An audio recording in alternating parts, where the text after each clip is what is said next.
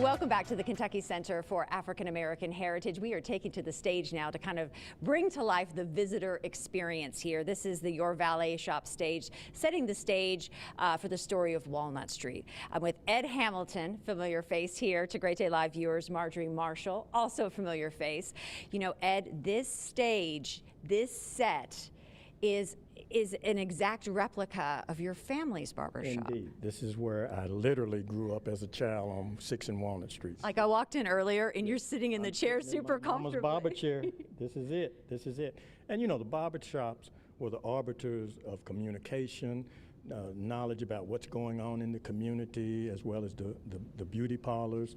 You'd find out who has passed, who's moving on to newer upper steps or whatever. So this is what barbershops were about. Communication and it's like getting community epicenters. Yes. You know, yes. so much so That's like right. Walnut Street being that That's cultural right. epicenter. That's And Marjorie Marshall's playing such a key role in that because this is also part of a performance. Yes. You are telling Mary Ann Fisher's story Yes. here on this stage. Absolutely. Because the Lyric Theater, correct me if I'm wrong, was right next to Right. Ed's barbershop. Right, absolutely. It all comes full circle here. Absolutely it does, yes. Why was it important for you to tell her story? Because she never had an opportunity to tell it herself. She told it to all who listened. She became an integral part of all of our lives here in Louisville, being born in Henderson, Kentucky. But it was most important for me because our lives kind of married. And you knew her really, really well. Yes, Yeah. for 18 years. We presented her with the Lifetime Achievement Award from the Louisville Association of Music Performers. And we became fast friends, and she became my mentor and my guide. So portraying her as the iconic person that she was, it's just been an honor for me. Absolute honor. And like you said, whenever Ray Charles would come into town or Oh, musician, she'd give you a call and say, "Let's go." That's right. That's right. We'd ride on down the road and have a wonderful time. And of course, I got to hear and listen to the banter back and forth between her and Ray Charles, and that was an awesome experience within itself. They still had that camaraderie and friendship. Right. And love. Yes. And Ed, I'm going to ask you the same question too that we're going to talk about here. Why is performance? How does that explain experience to people? I mean, to tell her story, to tell it on the stage, what are we explaining to the audience, and why is that so important to the center? The reality of who she was as a person, as Ed experienced growing up there, amongst this, our people, our culture, and the things that were important for us, and that, the only thing that you can do in life is be you. And if you get an opportunity to do that, you've done it all. So no matter the circumstances, you still get to live your dream. You still get to be in your reality.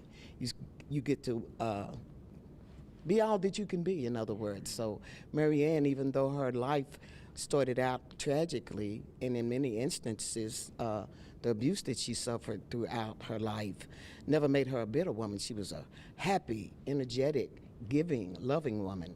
And then in itself came out in her music. That's what made her so phenomenal. Because if you listen to the catalog of her music today, it's timeless. It's classic. It'll always be. She's always telling her truth. And that's what she got to live through her music, her truth. Not someone else's. That's what you get to do too. That's what I get to do too. Yeah, she got to live her truth through her music.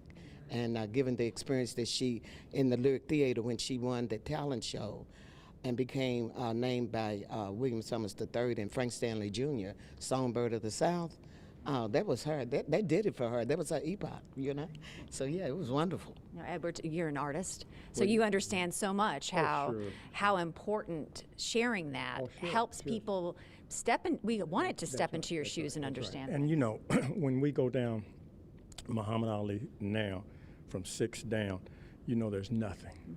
But we keep the dream alive. We keep our memories of the past alive when we are able to be able to see and interact with these existing pieces that no longer exist building-wise, you see. And it's so important that when people come here and see the connection to the history of Old Walnut Street. And bottom line is there were a lot of restaurants, a lot of entertainment places, but there were a lot of businesses, and that's what was most important. We had a business center, and you know, that is what the key was to my dad having his shop, me growing up, having a business mind as I move on into my life. And that's so important for young people to see that. Yeah. You know, it didn't start today. It started back in the past, and we have to keep the past alive And to know where we're going for the future. And I hope this stirs that conversation of where are we going in the future. I hope it does. Right? And Kentucky Center has done a marvelous job. And thank God I held on to these pieces. Oh my God. All original, right? All original. Even to my skates. Are those your roller skates? Oh, I roller skate. I would escape onto the sidewalks with my roller skates. I was free. Oh. Ed, Marjorie, thank you so much. Thank you. For not just only sharing your stories, but sharing your passion and your excitement. And I know that our viewers can certainly see that. So if you would like to learn more or visit, all you have to do is go to kcaah.org. Be sure to stay with us, because coming up, we're going to shift our attention to what the center is doing to teach people trades and preservation. That's coming up after the break.